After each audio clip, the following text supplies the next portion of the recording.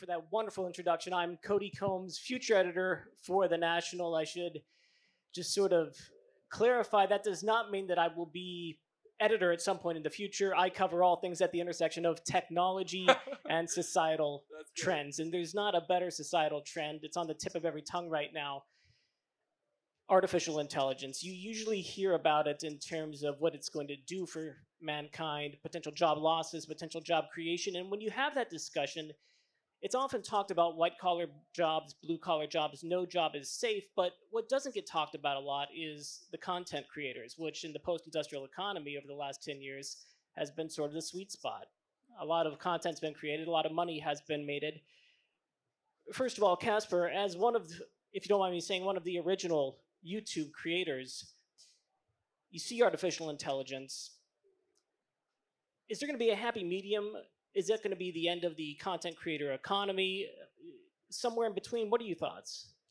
Yeah, so I think with AI in general, we didn't realize that it would actually have such a big effect on the creative industry. However, I don't think that touches the creator economy in a negative light. When you think about content creators, the reason people love to watch them is the authenticity, the backstory, the real people behind the content. So those sorts of creators I don't think will be affected. I actually think in general talent now need to build a personal brand or to build an audience so that they can be differentiated from when it comes to AI technology and even AI content creators themselves. I do think the tools now that exist allow creators to create more content, to come up with more ideas, and they also allow the creators to use tools that didn't exist when I started. So I started in 2010 when I had to make a video. I would have to physically write every single subtitle into that content. Now you just stick it in CapCut and the AI does the work for you. So I think it's very helpful. And I think it's actually going to lead to more people like models, more people like actors and so on becoming creators in their own right so that they can avoid what might come down the road with AI. And so, go ahead. Sorry. Yeah, I mean, I think that's absolutely right. I think one other interesting consequence of this is as creating content becomes so much easier, we're going to get overwhelmed by huge, huge volumes because everybody with an Instagram account, a Pulse, and who is a model will be making content.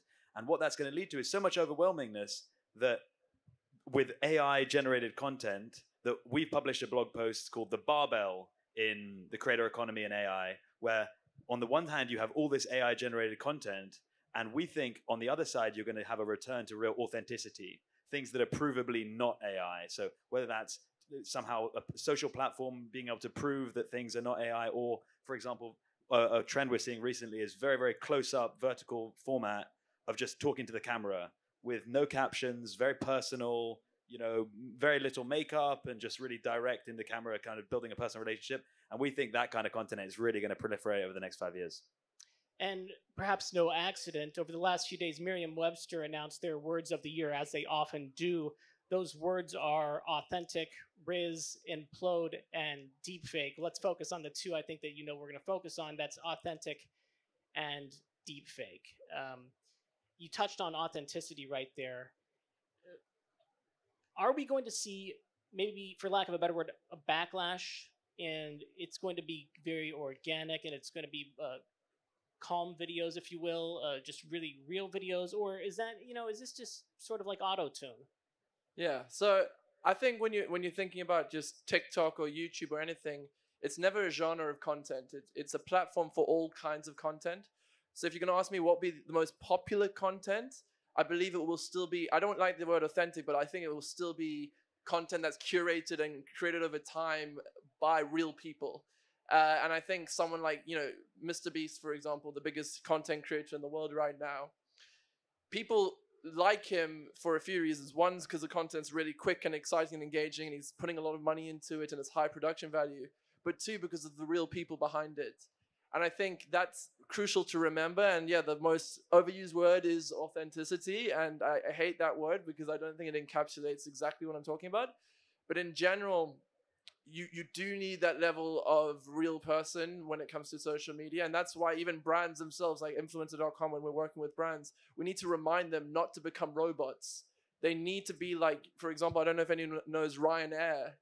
Ryanair, the worst airline in the world, and everyone hates it because it's so difficult getting on. But they took that and built this really authentic content strategy where they're like, yeah, we're really shit.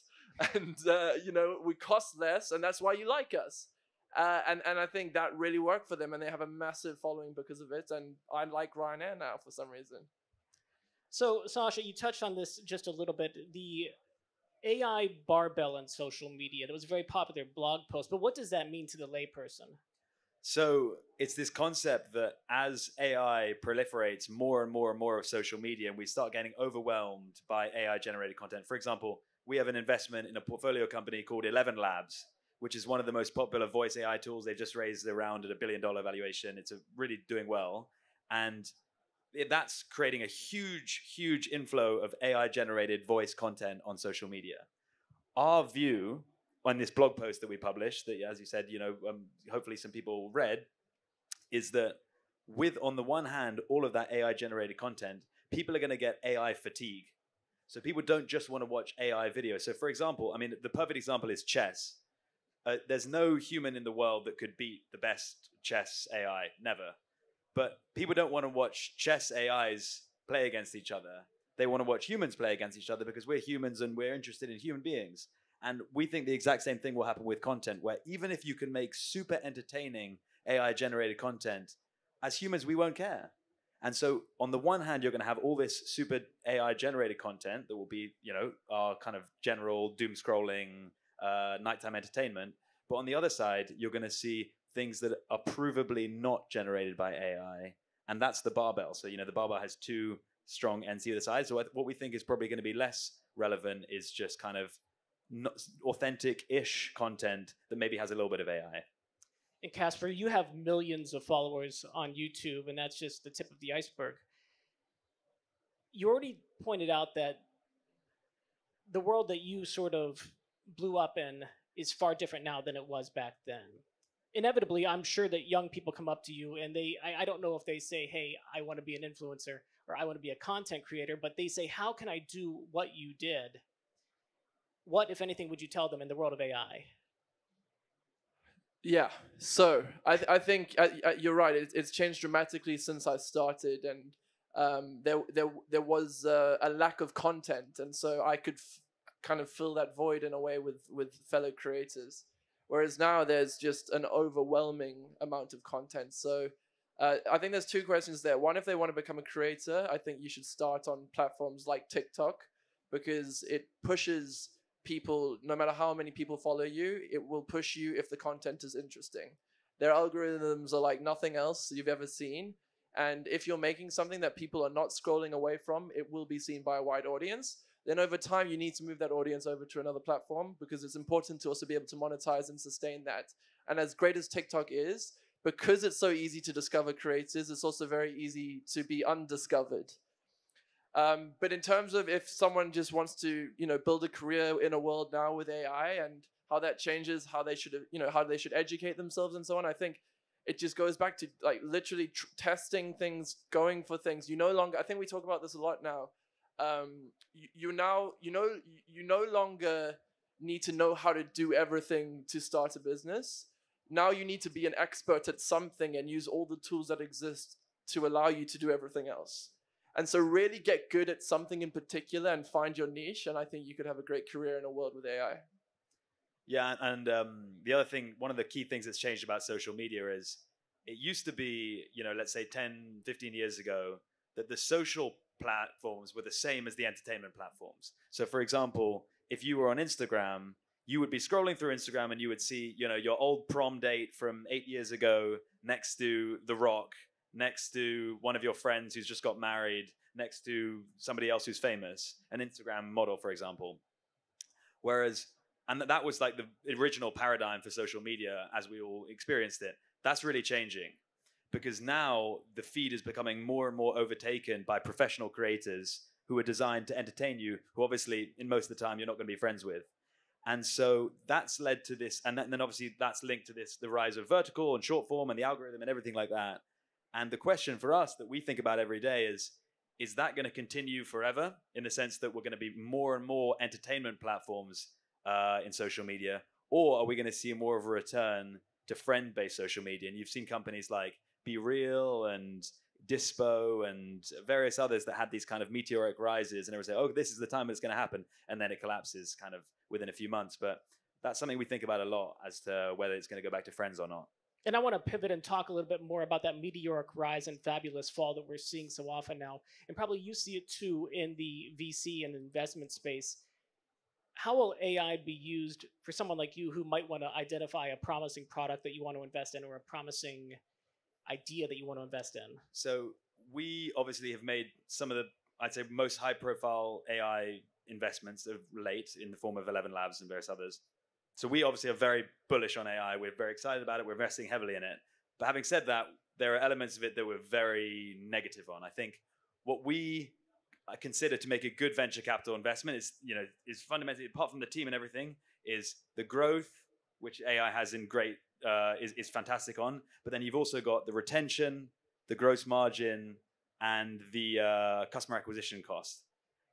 In terms of retention and gross margin, AI is horrible. These AI companies, everybody tries them, even ChatGPT, everybody tries them, and then it kind of tends to go down. And obviously, gross margin, they have to pay for compute. So it's a very, very important open question as to whether these AI companies will make good businesses. The current view is that they will. I mean, OpenAI is still raising $86 billion, but we have to look very, very carefully at these companies to see if they're actually genuinely high-quality business that will last the test time. And the video giant YouTube recently announced just a few weeks ago that they were going to start to require the disclosure of AI if it was used in the creation of videos on the platform. Almost like a cigarette warning. What say you on that? Yeah, I mean, so the other day I made a video on Instagram, and I needed just someone to be like, to say one single line, basically. It was like, Casper, shut up, or something. I can't remember what it was. And I used 11 Labs to do that. So instead of, me putting on a weird accent to pretend to be someone else in my own video, or me getting my fiance to do that character, I used AI. Would I have to disclose that? What would be the point of that exactly? I think if it's the whole entire video, and especially if you're potentially using someone's IP, I think that might be an important way to do it. But I think there's just so many, we need to also be specific on what type of AI you're using in your video. Because there can, as I said, there can be deep fake AI, and then there could just be something that's helping your graphics on screen. Yeah, it's interesting. I very much understand why they are putting this law in place, as Casper does. I mean, we're not at a stable equilibrium right now. Being able to watch something online and not knowing if a real human has created it or a machine has, as it tends to completely be impossible to distinguish between the two, that's not going to last. There's going to have to be some kind of regulatory framework or at least social media platform rules to prevent that from happening. Because we're going to move to a stage where, for example, if somebody's caught on photo doing a crime, or there's a voice recording of them admitting to it, they're going to be able to claim that wasn't them. And that is a real problem for society. I think there's no doubt in my mind that in the next 10 years, there's going to be watermarking for both AI photos, AI video, AI audio, all of it. This has, without a doubt, from the media's perspective, been the year of AI. And I would argue that it's pretty well justified given the ramifications and promise of the technology. But oftentimes what happens is we will all focus 110% of our energies on one topic, and then something else will be happening over here, and then we never saw it coming. What are some of the underreported aspects, in your opinion, of AI, or some things that should be on our horizon? You want to? Yeah, I mean, there's so many. I mean, there's everything from 3D and how it interacts with AI when you have the kind of the Vision Pro and things like that, which everyone got super excited for about a week about, and then nobody's talking about it anymore. It's about to launch in about 2 or 3 months. I think that could be really, really huge linked to AI. And I think also it's not necessarily an AI or non-AI thing, but I think sometimes VCs are just so focused on one type of category, and LPs are so focused on one thing. And I think at the moment, people aren't as focused on, in terms of the VC landscape, on like consumer. And consumers, half of all returns has come from consumer businesses. So we actually get kind of excited by the fact that not everyone's focusing on it, and it's not necessarily the sexiest part of AI right now, because it means that we're not necessarily in a hype cycle. and we can take a long-term view on good companies. I want to circle back to, you said something about using voice tracks, and it's so easy to read a few lines into any of these apps now, and it creates a voice that sounds just like you. That's the potential for fraud. Also, you have voice actors up in arms over how it's going to be used, how they could be made to be redundant. But that's only one side of the coin. Couldn't that also make it easier for you to potentially license your voice? So that's what I really was kind of going into. I think we have to be careful not to, we have to regulate, as Sasha says, and we completely agree on that, because we don't want people like using these things as bad actors. But I also think we can't completely shy away from this innovation that's going to allow people to create content more easily and potentially be able to create money for themselves and revenue streams in a way they couldn't before. I wouldn't say I'm 100% sure it's going to actually benefit everyone more than it would have without, especially from like if say you're a voice actor and now you can license your voice and you can be used 10,000s of times without ever having to get out of bed. Will you make more money from that because the prices will come down for your voice versus if you actually did have to get out of bed and go and do a real live recording? I'm a bit skeptical on that. But I do think it will allow, a whole new wave of creators setting up in their bedrooms, and like I'm from South Africa, from a small town. I can now make content of a certain quality just with a cell phone without having to go out there and hire a voice actor. And I think that's really exciting. It's just when the very wealthy and big businesses start using it in an exploitative way that I think is quite nerve-wracking. I completely agree with that. And it's a classic creative destruction. I mean, every type of innovation, there is displacement. Of course, voice actors will lose jobs. Of course, they'll make less money, but there's going to be 10 times the amount of job creation from just the pure volume of content that will be able to be created because of voice and other AI. So yeah, definitely really excited about that. And like you say, voice actors will still be able to make a living if they have a very distinctive voice. But realistically, if they don't have a super distinctive voice and they're not yet getting going in their career, it's maybe a better time to try something else and maybe try and leverage AI to kind of build a different type of career, unfortunately. That introduction we had, I don't think could be replicated on the spot by AI. So it was very well done. It was authentic. Yes, it was very authentic. So proof of concept right there. Not yet, at least. It could. Not maybe yet. One day. Well, someday. For now, we're okay. Is there anything else about content creation and AI that I'm not asking or I'm not making people aware of that you think people should know? I think the one that we get asked quite a lot is about pure AI creators. So not, how do creators leverage AI, but will people follow, for example, virtual Casper or an entirely new creator? And our view is pretty much no right now, just because it kind of defeats the point of the creator economy, which is about, I know there's authenticity, intimacy, whatever the word is, but it's very difficult to get people excited. There will be a certain percentage of the population that are into that. There just will. There's some people who have all kinds of weird, whether it's kind of a safe for work or a not safe for work version of that. People will be into that, but I think the vast majority of people follow creators for the authenticity. Yeah, no, I agree, and I think it almost relates to when people were doing NFTs in a weird, they were like, this is a virtual version of, a piece of art, and I think ultimately, that worked for some people, but a lot of people wanted the real authentic art, and so yeah, I think there's a lot of hype around AI creators, and I think some exist, but to me, I'm like, these are cartoon characters, and there's a place in our world and in cinema for cartoon, and people love it. But then there's also a place for real live action, and I think that's what people want to see the majority of the time. I think we'll leave it right there, but this topic is not going away anytime soon. It will ratchet up as AI developments unfold. Those are things that we cover at the National Business, Finance, Technology. Check us out at thenationalnews.com. Thanks to the both of you for really enriching this conversation. I don't think two other people could have better articulated these points today and really just ratcheted up the conversation. So thanks so much. We also want to thank Hub 71 for this wonderful space to have this conversation on this very important topic. Thanks very much. Thank you. Thank you, Cody.